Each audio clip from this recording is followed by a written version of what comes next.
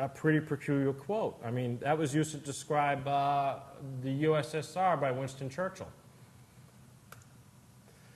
This is the flight path of the A-10, which the government would like to have us believe was under control of Craig Button and not on autopilot. And yet, if it was remotely pilotly controlled or on autopilot, it certainly took a straight path to New York Mountain. Okay? The interesting thing to note about this, of course, is this occurred on April 2nd, 1997. The Phoenix Lights story did not break until June nationwide.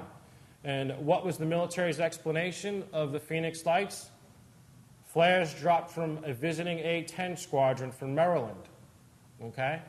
So my question is, what makes a young man decide to take his $8 million aircraft in the middle of the day and drive it into the side of a mountain?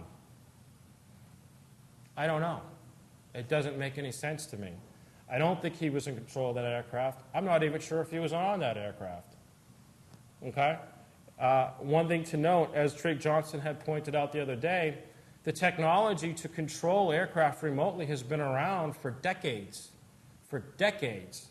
All of these aircraft use what's called fly-by-wire technology. It's not stick and rudder. There's no connection between the throttle, and the rudder or any of that. Okay, all you'd really have to do is develop a software package and the right harness system, and you plug it into that system, and you could control that plane completely remotely. Okay? This is the timeline of what happened.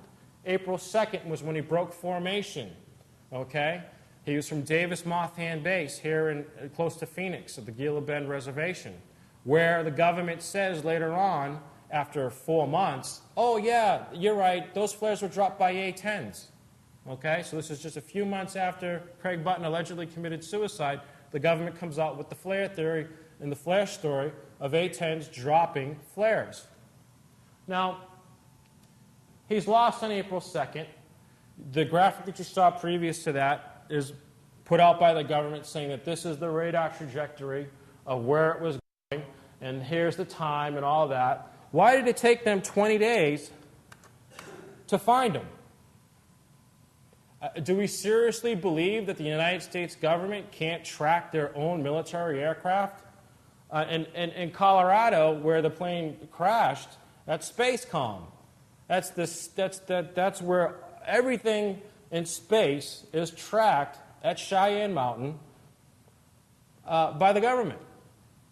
Okay? So it took April 2nd, he's lost.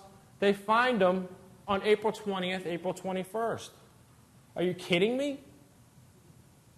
That's impossible. That's impossible. To me, that's impossible. And I think it's an indication that there's a cover-up here, and it needs to be looked into. I think a congressional investigation needs to exhume the body parts, alleged body parts of Craig Button. Okay, I think another DNA test needs to be done to find out what really happened. Because we're not being told the truth. We're not being told the truth.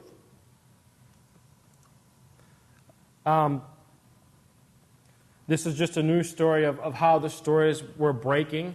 I don't know if any of you recall the USS Iowa incident back in the 80s when the government says that there was a homosexual relationship between two of the Navy men, and that they decided to just blow themselves up on the USS Iowa.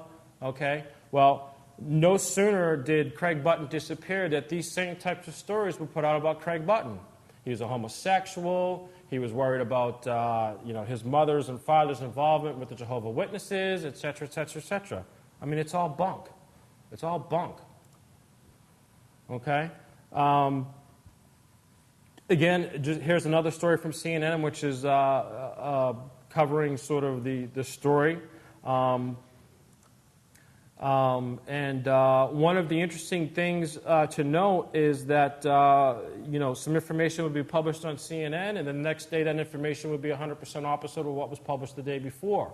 The initial helicopter pilots, the search and rescue teams, which were sent to look for Craig Button on the mountain, his initial on April 25th, he said that he was pretty sure